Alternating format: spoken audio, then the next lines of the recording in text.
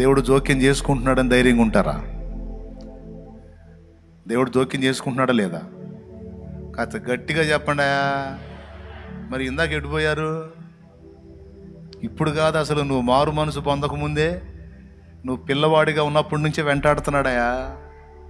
లేకపోతే ఎప్పుడో నువ్వు ఎప్పుడో మట్టిగా కలిసిపోయి, ఎముకలు కూడా కలిసిపోయి ఈ పాటికి ఒప్పుకుంటావు? ఈ మాట నమ్ముతావా ఇది నిజమని?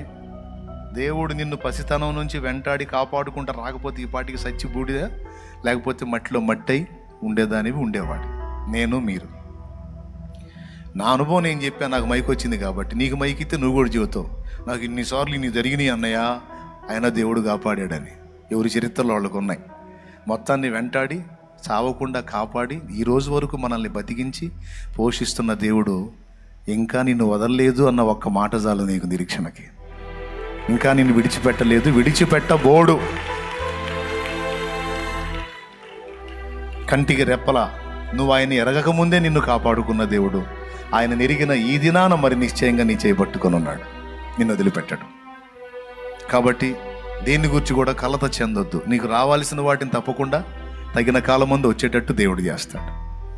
కాబట్టి ఒక్కటే, మనకు తపన ఎక్కువ, ఆయన తపన పడ్డు. నింపాదిగా ఉంటాడు, చిద్విలాసంగా ఉంటాడు, నవ్వుతూ ఉంటాడు. మనకు ఆ సమయం ఆసన్నమైనప్పుడు అన్నీ వరుస క్రమంలో మనకు అందేటట్టు ఆయనే చేస్తాడు. నీ బాధలు పోవాలి, సమస్యలు పోవాలి, ఇరుకులు ఇబ్బందులు పోవాలి, అప్పులు తిప్పలు పోవాలి, కష్టాలు పోవాలి, కేసులు పోవాలి, ఈ శోధన పోవాలి, ఆశ ఉంటుంది నీకు.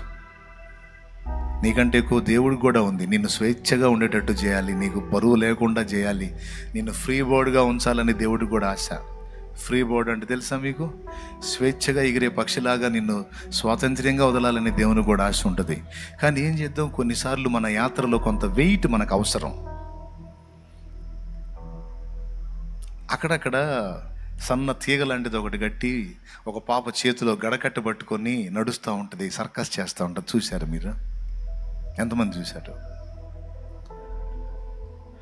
ఇప్పుడు పిల్ల నడవటమే కష్టమైతే